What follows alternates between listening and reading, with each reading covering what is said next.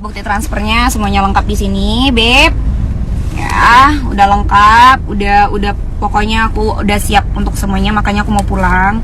Aku udah kumpulin semua. Inilah dia terduga pelaku penipuan serta penggelapan investasi bodong yang dilapor ke beberapa membernya.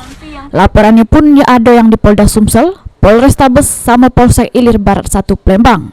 Mendatangi pantauan tim liputan di lapangan, terlapor sudah mendatangi Polsek Ilir Barat 1 untuk memenuhi panggilan sekaligus diperiksa oleh penyidik hari Jumat kemarin.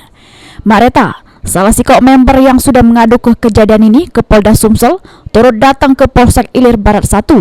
Juru saksi yang dihadirkan oleh penyidik, Mareta merasa kecewa karena sudah investasi sebesar 100 juta rupiah dari bulan Juni sampai Mei ini tidak ada pemasukan dari investasi yang dijanjikan. Juni ya saya mulai transfer, jadi hitungan di bulan Juli, Agustus, September, hitungannya 3 bulan kemudian berikutnya.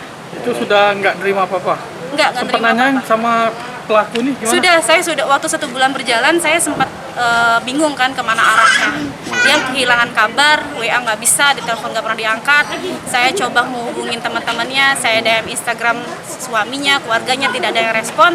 Terakhir yang ngerespon itu lawyer dia. Oh, pengacaranya. Pengacaranya. Nah, dari pengacara dia itu saya baru ketahui bahwa yang bersangkutan bangkrut. Tidak bisa lagi berlanjut investasi. Nah, di situ saya kecewa karena saya merasa saya sendiri tidak mendapatkan statement dari Mulyadi, PAL TV.